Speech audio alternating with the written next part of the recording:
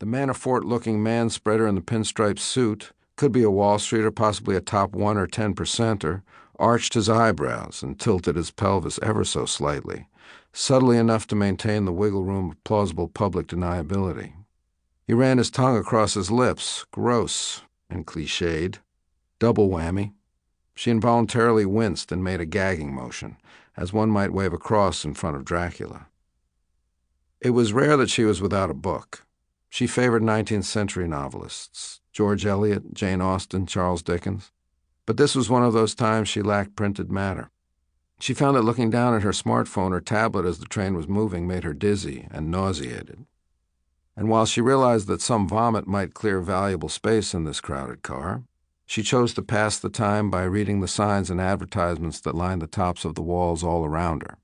Ever since she could read, Emer had felt the compulsion to read, and even reread, cereal boxes, toothpaste tubes, subway ads.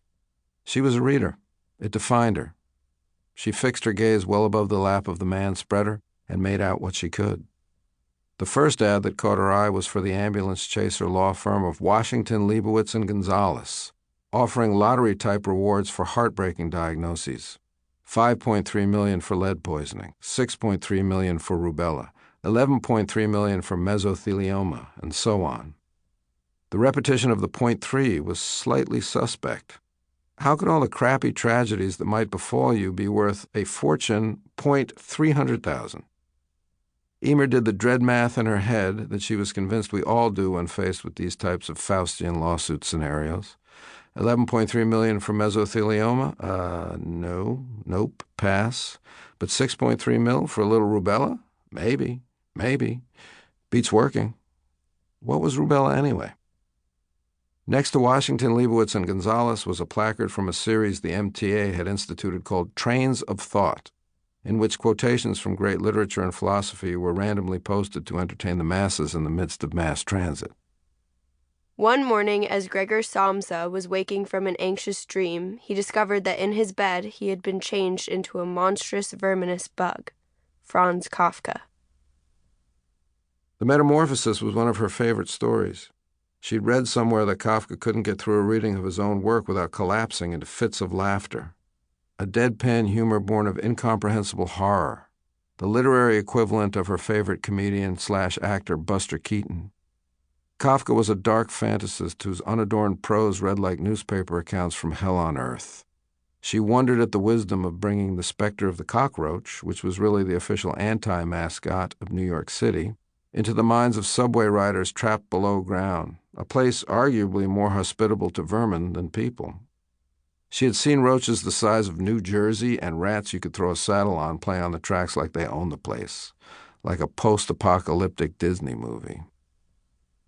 She did not like to kill anything and had been an on-and-off, semi-strict, non-dogmatic occasional vegetarian since college when she'd read Diet for a New America, but she made an exception for cockroaches, flies, and mosquitoes, and really good sushi.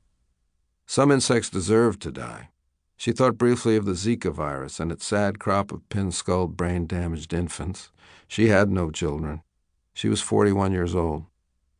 She quickly glanced down to see what El Manspreader was doing, and shit goddammit, she met his eyes, and having failed to hide a jittery and guilty flinch, she flailed around for something else to read.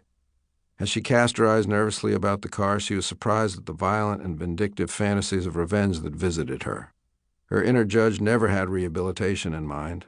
Hammurabian, very eye for an eye, and leaning heavily towards poetic justice. Vengeance would be taken from the man's offending organs, a ball for an eyeball. An image flashed into her mind unbidden of the offender's junk stretched across the third rail as a train barreled down. She felt bad for visualizing that. A tad harsh, perhaps? Maybe the draconian Giuliani had recommended something like that. She shook her head, remembering the days of that lispy, hissy death's head of a mare. She readjusted her gaze to the next placard, which, she was warmed to see, featured a new Miss Subways competition. Miss Subways, really? She happened to know all about that bygone pageant. It was a real thing. She'd read about it in an urban studies program she'd taken a few years ago at Hunter College, where she decided to take a course every now and then because, to paraphrase Dylan, if she wasn't busy learning or being born, she was busy dying.